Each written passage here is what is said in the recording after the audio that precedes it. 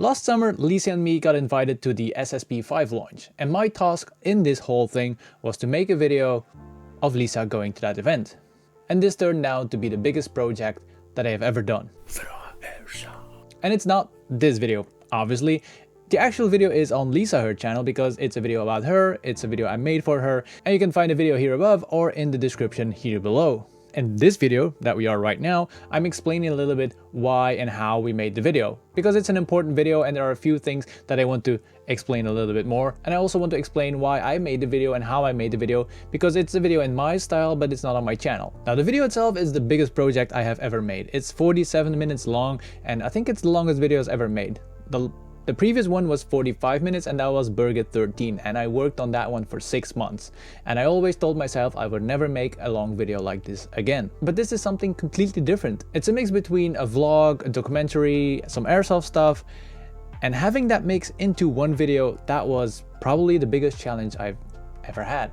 And the first big thing that is coming into the video, that is autism, because Lisa has Asperger's syndrome, or ASD depending on who you ask. And that was actually the first thing, because I'm not an expert in autism. I've just known Lisa for 13 years and I know how she reacts to certain things and how I or the environment around her deals with that. Another thing is also people don't like to call it Asperger's syndrome, some want to call it ASD, so I probably step on some toes here, I have no idea, and I chose to choose the words that Lisa uses for her thing, that is Asperger's syndrome. And also autism can be generalized. For every person, autism is personal and it's your way of seeing things, and everybody has it a little bit different. That's why it's so hard to explain in a bigger group what autism is and what Lisa has. And having the feeling on the spot, it's something completely different than seeing it in a video, because time is going in a different tempo. In a video, you don't want to watch a whole weekend the same video, because that's going to be boring and you will never get the feeling that we had when we were there. So I fixed that by using music, and that was really not easy, because finding music online for such a big project and not using the same music is not easy. Like other videos I can use the same music, that doesn't really matter because you don't watch it at the same time. But this video, it was so long and I had to find different styles of music, different types of music that I've never used before, and luckily to some awesome composers on the internet, I was able to find free music that I could use. So thank you very much for those composers on the internet. And that is the audio part, but also the filming part was not easy, because I was actually filming Lisa while she was having panic attacks, while she was not doing well. And usually I'm not filming her, I'm helping her get over it. And now I had to bring it in front of the camera to be able to show it to you, the viewer. And that was really difficult, because as a husband, you want to support your wife as much as possible. But here you had to do both things. You had to film it, and then hopefully we still had time to take care of her as much as possible. And that was the filming part. Then we came to the edit part, and then I had to rewatch that horror story every single time. And that was not easy for me, because it's still my wife and you can see her crying, struggling, and I'm just a human being and I have feelings too. So that was not easy. But the only thing that I could do was try to show it as good as possible. And I believe that I managed to do that. And it's also not going to be easy for Lisa to have this footage out there, but she has always been open to her autism and helping people get into airsoft that has struggles to get into airsoft because of autism or other disabilities.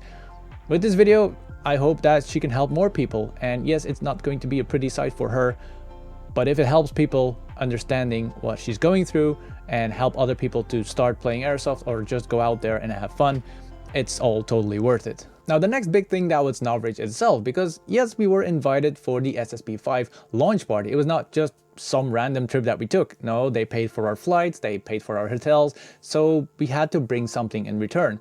And they might not expect this video, but that was the fun thing. They gave us a lot of freedom to do whatever we want. They respected our wishes to make something special, and they haven't seen it yet, so everybody's gonna see it at the same time. And I'm very curious on how the Novritsch crew is going to accept the video and how their reactions will be. Because yes, it's not a promotional video for the SSP5, but you still want to give enough credit for the people that brought you there. And for me, that was really important to show the product, because it was just a good product, and why we were there. And that needed to be merged into the whole story about Lisa being on that launch party, because that's part of the story. That's Lisa being at that launch party. And the launch party, as I said, is just the setting on where the video is created. and I really want to thank the people that made this possible to be in that setting and to be able to do what we did. So thank you, Novritsch crew, for making this all possible. And the last thing that I struggled with to merge it into is that it's not only about autism or about Novritsch or the SSP5, it's also about Lisa. And Lisa is not defined by only autism, it's a whole personality. And when you're making a video, sometimes you get stuck in the same pattern. You want to show a certain thing. But I still want to bring out the person Lisa into this. It's not only autism or Novritsch, it's Lisa. But I believe that I managed to merge all the three things pretty well in this video. I gave every part a little bit of time in the video and I tried to merge it as much as possible. But you can be the judge of that. And I already told you, like, the idea was for me as a cameraman and editor to follow Lisa around being on the event and just take it all in what was coming her way. Now the problem was that we didn't expect that it was going to be that bad. But we still wanted to just show what was going on. And being it that bad made it not that easy to make choices. What are we going to show? What are we not going to show? But Lisa said, let's show everything like it really happened. So this is what you're gonna see in the video. The real stuff, what was going on. It was not made pretty. It's just going to be the rough stuff, edited by me, of course. And yeah, it's tough. It's not an easy sight at some times. And also there was nothing planned in this video. So we knew the schedule for Novritsch, but that was it. All the things, we just filmed it, and when I came home, I had to start editing and trying to make it work as a story and bring it to you, the viewer. Also, a little difficult one for me was that Lisa didn't want to see the video, because I understand, like, you don't want to see yourself crying and doing a panic attack and reliving that horror story every single time. But that meant that I didn't have any feedback on what I was creating. And that made it really difficult to make the best video possible, to make sure that I didn't show anything that Lisa didn't want to show to the people, or say something that I was not allowed to say, or that came out the wrong way. So when the video was finished, I was really happy that Lisa liked the video. Well, she watched the video and she didn't have that much remarks about it, and that she was going to post it as it was.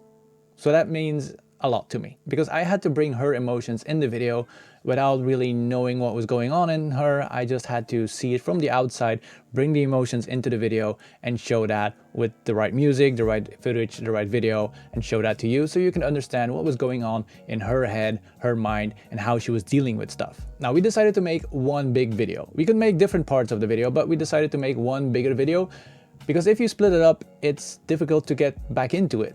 Like, if you watch a documentary and you get sucked out of it and you're not watching it anymore and you rewatch it again, it's difficult to get back into the vibe of the video. Because the video is made as one big video, I try to keep your attention as much as possible and tell the story as a one big story of 47 minutes. If we would have made it in different parts, it would be more difficult for you as a viewer to get back into the story, if that makes any sense. So that's why it's one big video. Also, I would advise you, if you want to watch it, take your time for it. Don't rush it. It's a 47-minute video. Just don't watch it on the toilet. You can watch it on the toilet if you want to, but it's not meant to do that. It's meant to just for you to sit down, have a drink, have a snack, and enjoy the video. And then on a personal note for me, I noticed that I'm lacking some knowledge and some equipment for making videos like that. It's also the first video that I had to make in this setting. I made a lot of mistakes. The video is not always the best quality. I made some audio errors, like I forgot to use the right cable for an interview, for example. That's why we don't have audio for that. That really sucked. But I learned a lot while making this video. Now the big discussion is, will I upgrade my gear to make more videos like that, or will I stay with the same gear that I have and try to make the best of it? Now I probably will not make another video like that anytime soon, because it's very time consuming, and I also have my other job and I have to make my weekly videos. So I have to make a decision on what I'm going to do camera wise, because I really like the things that I'm using, but I'm a little bit limited in what I can do with it. I always thought that the story is more important than how it looks. And with a good audio and storyline, you can masquerade a little bit of your video limitations. So that's what I tried to do. It didn't always work, but I tried to do it as much as possible. But I will buy a few smaller items to upgrade the kit to make it a little bit easier and a little bit better for me. Also, the knowledge that I have from video is very limited. I have no background in video. I just like making things, and I'm think I'm pretty good at making those videos, but I don't have the basic knowledge about video formats, how to render stuff, how to color grade, and that is something where I will educate myself a little bit more in so I can make better and nicer videos. And lastly, before I will let you watch the video, and of course I will link the video at the end of this video, I want to thank the whole crew of Novritsch for being as good as they were, and also of course all the attendees that were present at the Novritsch launch party itself. And the last thing that I can do is guide you to the video. You can click the box here somewhere around my face and you can watch the video. I will be wishing you a very good day, and I'll see you next week for another video. Bye!